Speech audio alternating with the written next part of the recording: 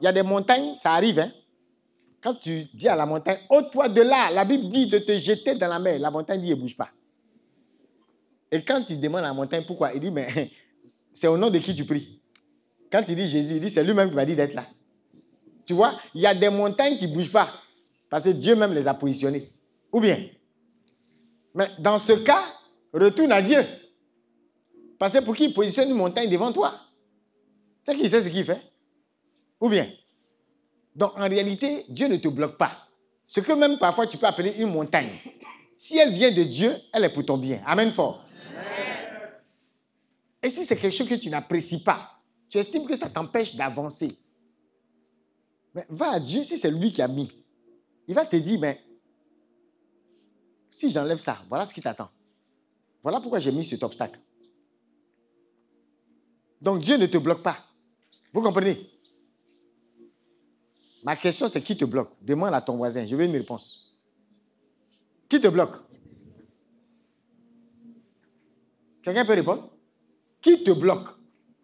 Si ce n'est pas Dieu, c'est qui? C'est que c'est toi-même ou bien le diable. On est d'accord? Parce que même, on parle du démon, de la chair et du monde, de l'esprit du monde. Mais même ce monde en question, Dieu nous dit d'être lumière du monde, vrai ou faux? Depuis quand vous avez vu quelqu'un dans sa chambre, il appuie sur l'interrupteur, et puis tu entends la lumière et l'obscurité de la chambre se frapper. L'obscurité dit, je ne bouge pas. Et la lumière dit, tu dis quoi? Quitte là-bas. C'est comme ça que ça se passe. En fait, tu ne réfléchis même pas à ça. Quand tu appuies sur l'interrupteur, automatiquement, la chambre est éclairée. C'est ce qu'on appelle la domination instantanée et totale de la lumière sur les ténèbres. Amen fort. Il n'y a pas de débat. Il n'y a pas guinguin comme dans le film. Pour dire non, l'obscurité va combattre. Je ne bouge pas. On quitte là-bas, pousse là-bas. Non, ce n'est pas comme ça. Dès que tu appuies, c'est fini. La lumière arrive. Et l'obscurité fait quoi? Est dissipée. Amen fort. Amen.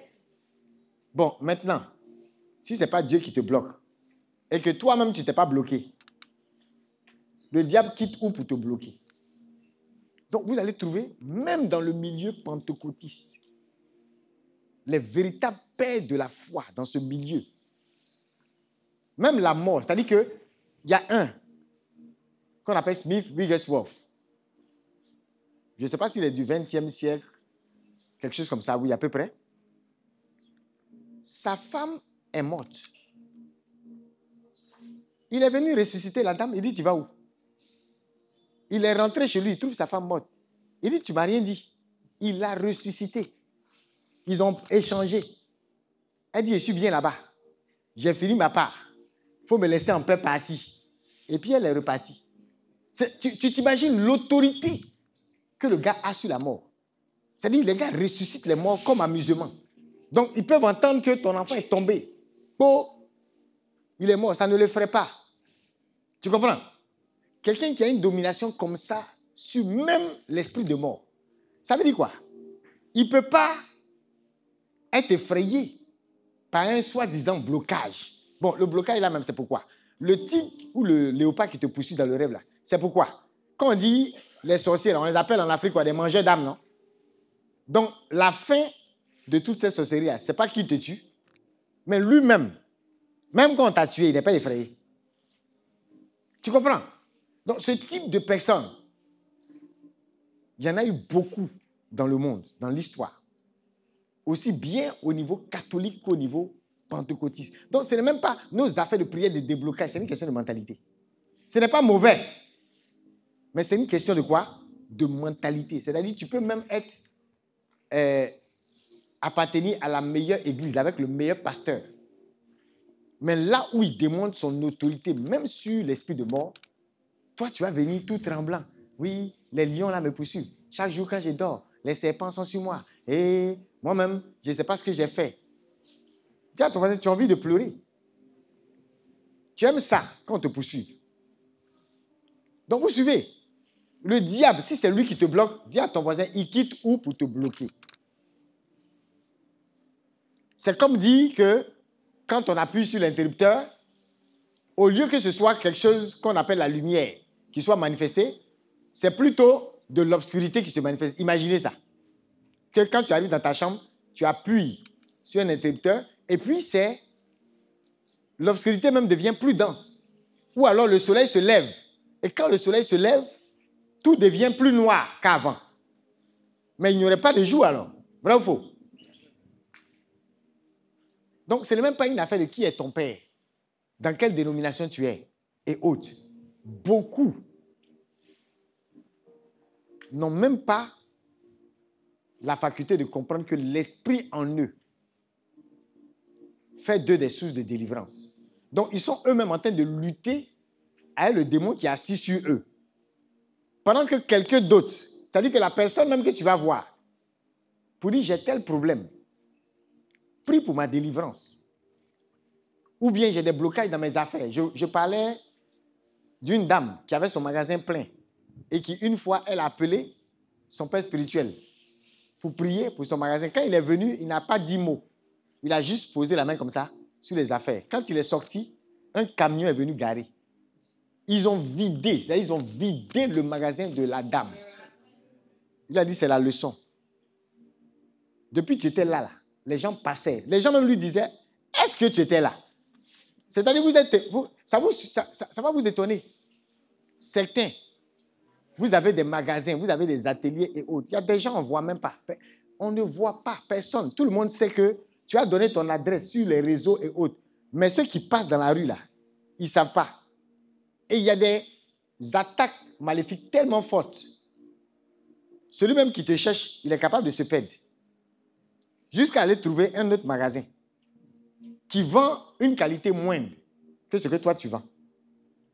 Tu comprends ça? Il y a un type d'attaque et d'envoûtement qui peut opérer comme ça. Mais la question c'est, dis à ton voisin, le diable passe par où pour t'avoir? Quel est le chemin qu'il prend pour te bloquer? Répète, demande à ton voisin, il fait comment? Il fait comment? Tu diras, ah, mais ça, c'est parce que lui, c'est mon père spirituel. Mais c'est qu'il a dit à la dame, il dit, imagine si toi-même tu imposes la main. Autrement dit, il t'a dit à sa fille, tu as cette autorité. Ou bien, tu es la fille de qui? Amen fort. Amen. Mais si tu ne reconnais pas ta lignée, tu ne sais pas de qui tu descends, tu ne sais pas qui t'habite, quel est l'esprit qui t'habite. Mais c'est normal, tu vas toujours attendre. Et c'est vrai qu'il y a des rangs spirituels.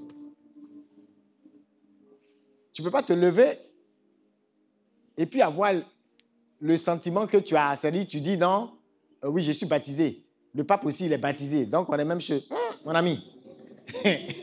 Quand je vois des gens mal parler d'un évêque ou d'un pape, je dis, voilà quelqu'un qui ne connaît pas la vie.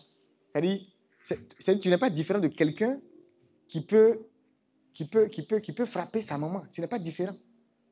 Il y a une mère qui a montré, c'est-à-dire, elle a enlevé son sein. Et puis elle a dit, si tu n'as pas tété ce sein-là.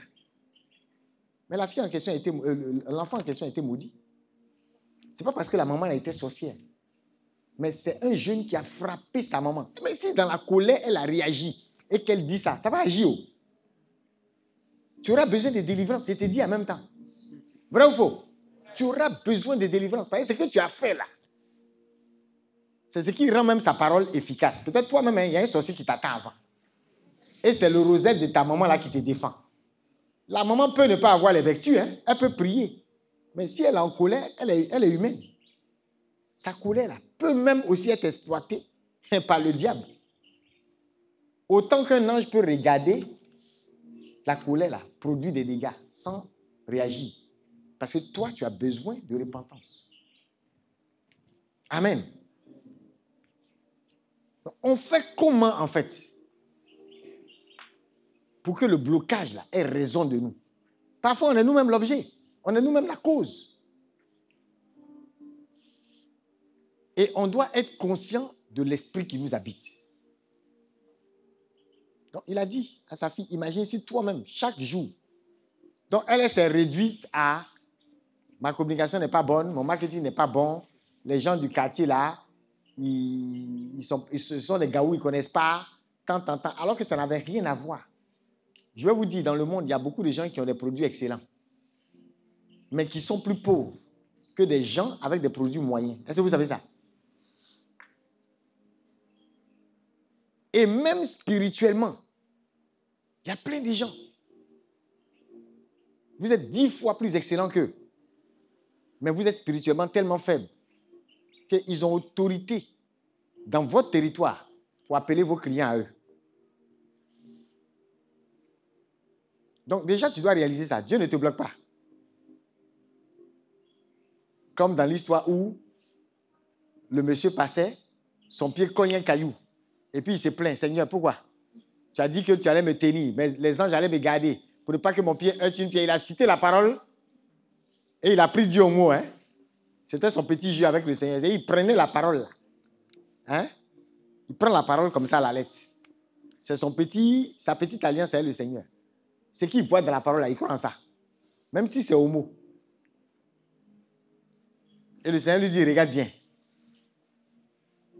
Au moment où il a attrapé son pied, parce que le pied a cogné le caillou, et il demande au Seigneur, il se plaint, le Seigneur dit, regarde, et il voit un gros serpent passer devant lui. Il comprend que le caillou a été mis comme obstacle. Oh, quelqu'un n'a pas compris.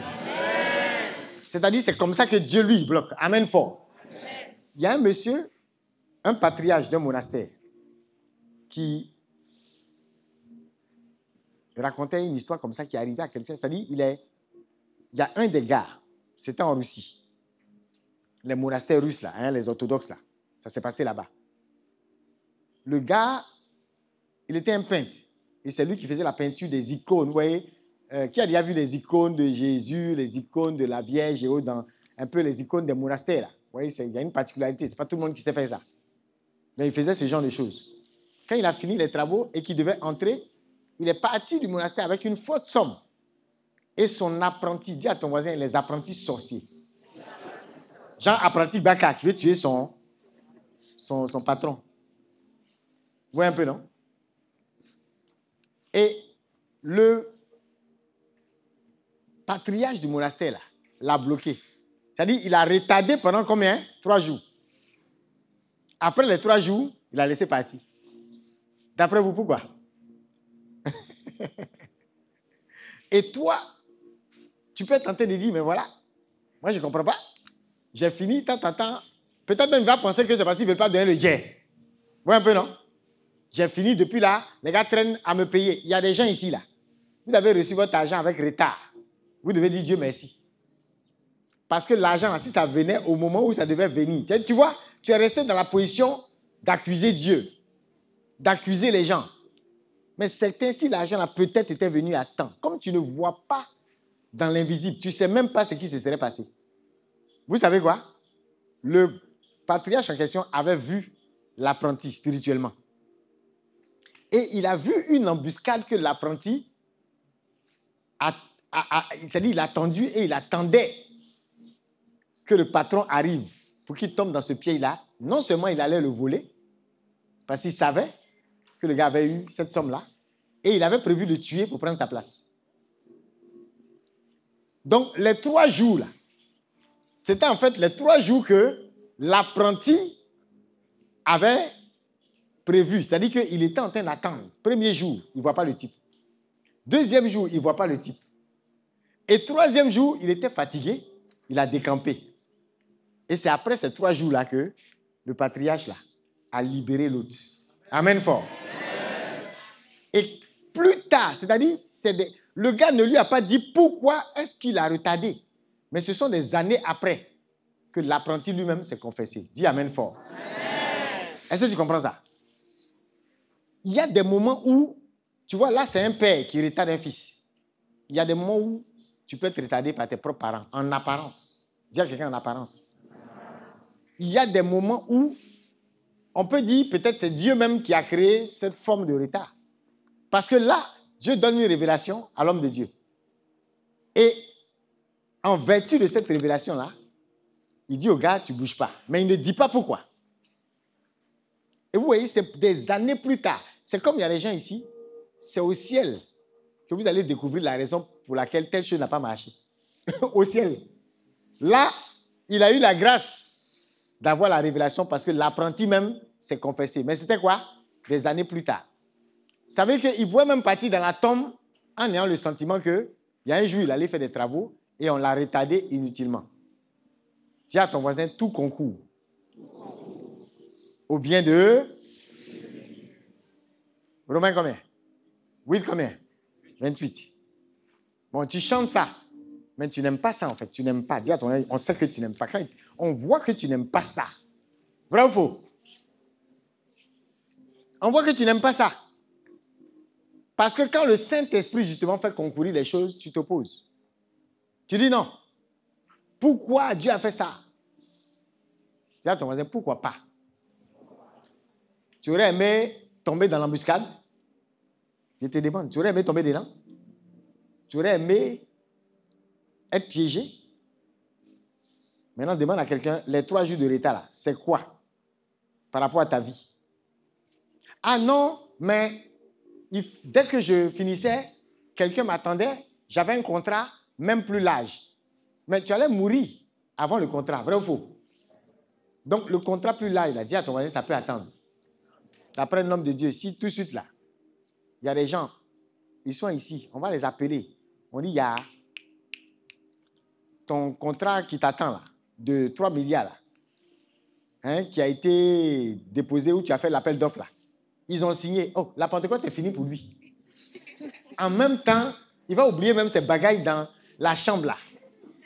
Il risque d'aller à pied pour aller prendre le contrat signé.